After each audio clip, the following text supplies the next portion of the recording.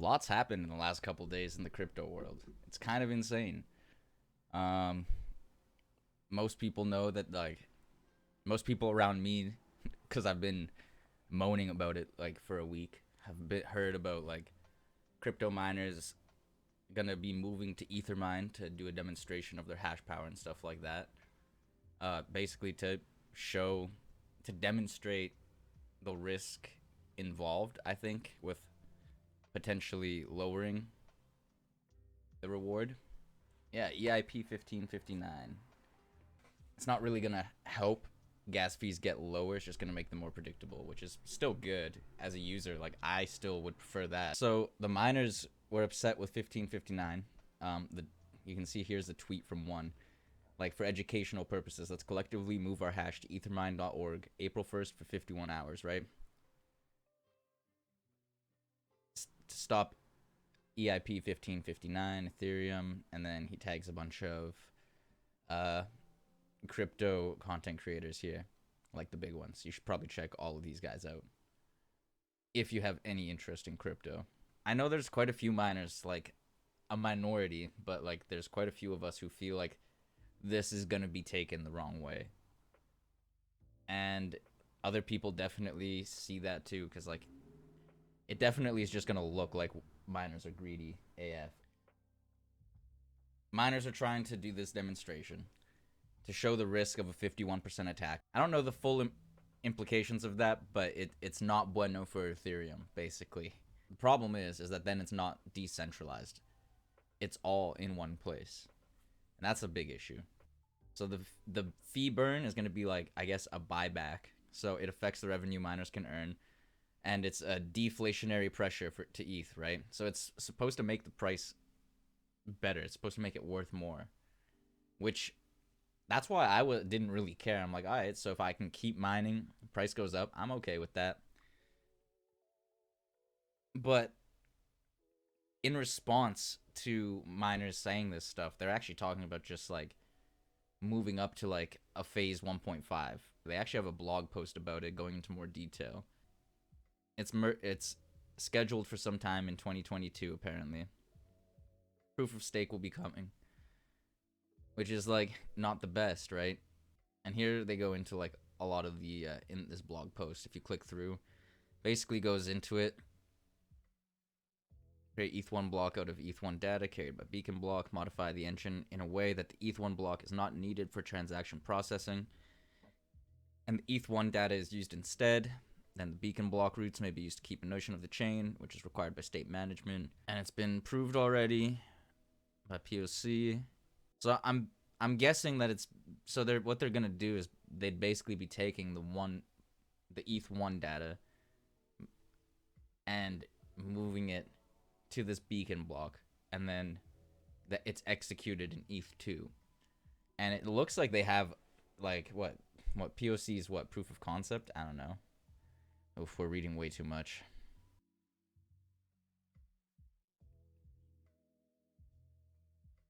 Oh, okay.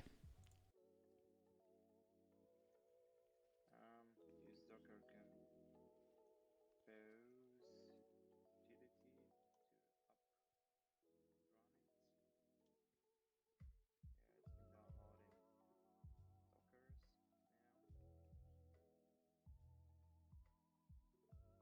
to run it. Yeah, it's been downloading Dockers now. Okay, so yeah, it just looks like it takes the ETH1 and then converts it and then executes it in ETH2. Which, I don't know a whole lot about this. I'm gonna be real. I do not know nothing that's going on here. But I mean, I just basically saw them do that, so they clearly have it working. That's pretty cool. They're kind of insanely quick. But yeah, so you see, in response to the miners doing this, like, it really just seems like it escalated uh, things, to be honest. It just really seems like they're figuring out ways around it, which is like all good, I guess. Like, honestly, I'm okay with that as a user. Even though it's not, I don't think that, I think it's taken out of hand. Miners are not coordinating a 51% attack.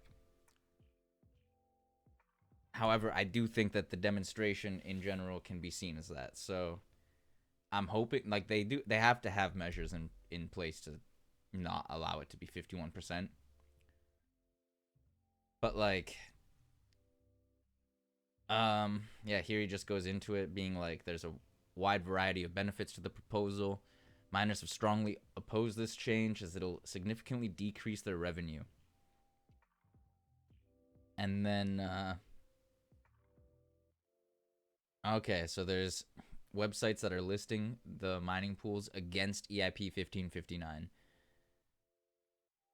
And if people switch to that between all of them, it would be more than 51%. I think that's what they're worried about.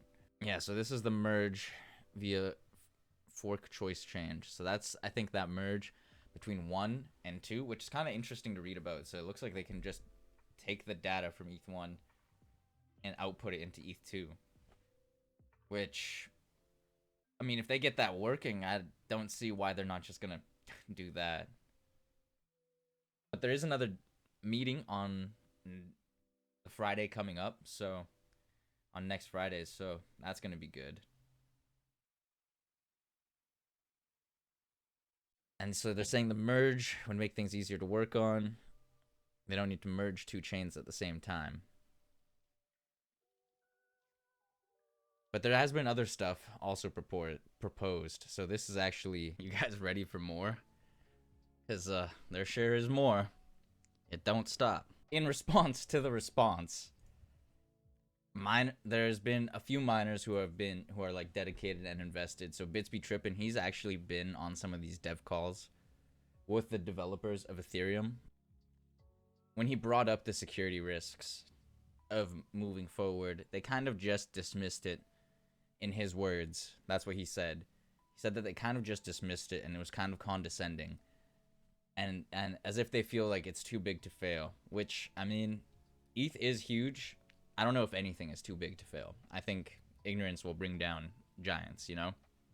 I don't know how he came to this conclusion exactly, but basically it's some simple summary is, yeah, it changes the reward to 3 right now from 2. So for every block, the reward would be 3 instead of 2. So this still raises the block reward, but it has a decay over the next 2 years to go down to 1. So he's saying that the motivation behind this is just that, like, a sudden drop in the proof of work mining could result in, like, a decrease in profitability, and it may drive more miners out, just losing more hashing power, or they just go to the highest bidder while they kind of figure out what to do. And so he's saying if enough hash rate is auctioned off this way at the same time, an attacker will be able to rent a large amount of hashing power for a short period of time at low cost and potentially attack the network. And I mean, this is definitely something that could happen, because I mean, even in my personal experience, I was thinking, like, maybe I just stay with nice hash, stick to the highest bidder, you know? There's potential to make more money that way. I'll go into why I switched off nice hash a little bit later. I want to get through all this EIP news, all this good stuff that just, you know, keeps me up at night. It's definitely something that I've considered, just staying on nice hash for the highest bidder. And that does leave the possibility for an attack happening, just going to the highest bidder. Nice hash isn't the only brokerage out there either. There's more than just nice hash. People can rent out hashing power, and if too many miners start doing that, it does pose a risk. He's saying 2 years gives enough time to find alternatives and get hardware back out to the market in the form of gaming GPUs without flooding the market suddenly. Saying that there's no security or backwards compatibility issues. Of course, I think they're going to have to talk more about that in the dev meeting, because I think there possibly could be something here. It's a little intimidating as a new miner, all this stuff happening. And, like, I'm trying to look back and do more reading in the past so I can catch up and figure out what's going on, but, like, You try to read on the past for a day, and it seems like we move forward like crazy fast. MEV is a possibility. MEV sounds pretty great. I'll tell you my personal experience with it so far. Yeah, later. That comes down to me moving off NiceHash as well. Part of the big reason I moved off NiceHash is actually because of MEV, and I want to just get paid in Ethereum. I don't want to get paid in Bitcoin. After activation of EIP 1559, miners will continue to receive the same revenue from the block subsidy and MEV. There's a call to potentially do a demonstration for miners to move to a pool called ethermine.org on April 1st for 51 hours to demonstrate the risk or the possibility of a 51% attack. However, as I talked in back some of these blog posts, they actually proved that they have this like 1.5 that they can do, where it basically takes ETH1 data and then executes it. It just like puts it into a different beacon and then executes it in ETH2. So they could just move to that, and that's what Vitalik, the creator of Ethereum, actually is kind of proposing. In response, looks like there's a other thing being proposed, which is the block reward gets put up to 3 ETH instead of 2 and starts to decay over the next year to 1, basically saying that this is going to be giving miners time to adjust and all that. So people are considering like other things, like raising the block fee, right, to make up for the burning of base fee. There's also EIP 969, which I'm glad this article links to. I have it up here, which is actually a proposal for proof of work, but to remove ASICs from the network. Then, yeah, here they kind of have the same opinion as me. They emphasize that it's in the best interest of miners to cooperate with users on the upgrade. Personally, I think we need to see what they're talking about in all these dev calls and see what the best call is. See how MEV is working out. See if we can implement that going forward and like ride it out until it's all proof of stake. I mean, we know it's going to happen. So just ride out until then. Hopefully some other projects gain more traction. I mean, I'm already thinking of building some Ravencoin mining rigs. Yeah, this is EIP 969, as they mentioned. Kickoff ASICs, I believe. Yeah, breaking the existing ASIC-based miners via small changing to the existing algorithm. Demonstrate a willingness to fork in the event of future ASIC miner production. Okay, because part of the reason to fork is because of ASICs being made. And like ASICs are very specific to the algorithm. Stuff like that. Now that I've read these other articles, I'm actually wondering if doing something like this would kind of motivate ASICs to stick to mining the old block, which would not be good. Or the old why do I have a warranty sticker on my hand? Where did that come from? Well, I guess my warranty just voided. Anyways, they're saying our approach should balance the inherent security risk involved with changing the mining algorithm, with the risk that the change we make does not break the existing ASIC miners. This EIP leans towards minimizing the security risk by making minimal changes to the algorithm, accepting the risk that the change may not break dedicated hardware miners that utilize partially or fully configurable logic. Furthermore, we do not wish to introduce significant algorithm changes that may alter the proper utilization or performance profile of existing GPU hardware. This change implemented across various network node and miner implementations. Let's see. Giving around 30 days notice to node and miner developers. Sufficient window for formal announcements. Change by X. Wow, 30 days? Bro, what the? That's not that much. That is true. They do have to consider the risk of allowing ASICs and kicking them all off at once. This would implement a backwards incompatibility change to proof of work based block mining. All existing miners would need to update to clients which implement this new algorithm. And all nodes will require update to accept solutions from the new proof of work algorithm. That's a little bit much. This seems more viable. I'm fine taking a hit to 2 and like having MEV, as we'll get into now. So, what does this mean if you don't care about all of this? Well, if you're mining ETH, you've got to stay and see. Let's do this properly. Let's see, how many do I have? 4. Got 1. I've got 1. Got 1. 2. And my cost is 5 for electric. What to do? Well, you can see there's like quite a few other things to mine, really. Like, honestly, worst case, I'll switch to Raven. You can see it's like literally half the profit though, right? Because of my electric costs. But like, still 15 bucks profit every day. That's still better than nothing, right? So there is other options. Other people are looking into Cortex.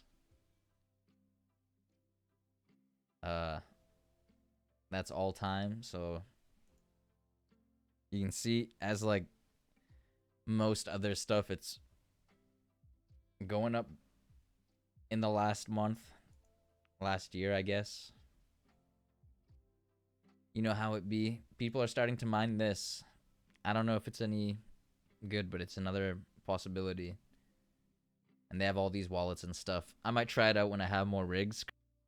So yeah, there's other coins to mine eventually too. So I am going to start building some Raven coin rigs, I believe, just because I think this is the play for me. As a small miner, I think I can do budget rigs for this. Let's talk about NiceHash and why I switched. Yeah, I switched off NiceHash. NiceHash, you know, is a good service if you only have like 1 GPU or if you need to cash out relatively quickly. But the math is just for me to stick to a pool. Flex Pool is the one that I've recently started because they actually just have implemented that MEV miner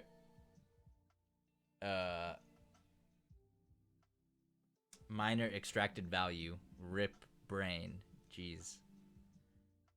So they've implemented miner extracted value across all regions. So now I'm mining here and I get MEV and it's, yeah, more profitable. Flex Pool, bro, is paying me more than NiceHash. And it seems like the ping is better to this server, or to this pool for me, because my effective speed is just so much faster all the time. But yeah, so I switched to Flex Pool. They let you decide how much you donate to the pool. I've left it at 1%. But yeah, I'm overall pretty happy with switching. Hey guys, Future Pie from the one that was just talking. I just wanted to give an update on the change to Flex Pool. Still pretty happy with it, but the reason I didn't keep going into it here in this video is I actually thought it would be better to let it sit for 48 hours, and then that way I get a full idea of where my rigs actually stand when I'm on Flex Pool, and I'll probably just do a separate video reviewing that. I also did go over all of this live over on twitch.tv/Pytato if you ever want to catch me live there.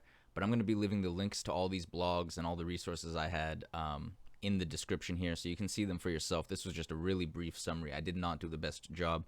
As always, do your own research, inform yourself, and make the decisions that work for you. If you like the crypto content, want to see more news, mining updates, stuff like that, like and subscribe. Drop a comment if you think I missed anything. I'd love to hear from you guys so that I can, you know, keep learning as it always just changes and try to keep up. Anyways, thanks. Bye.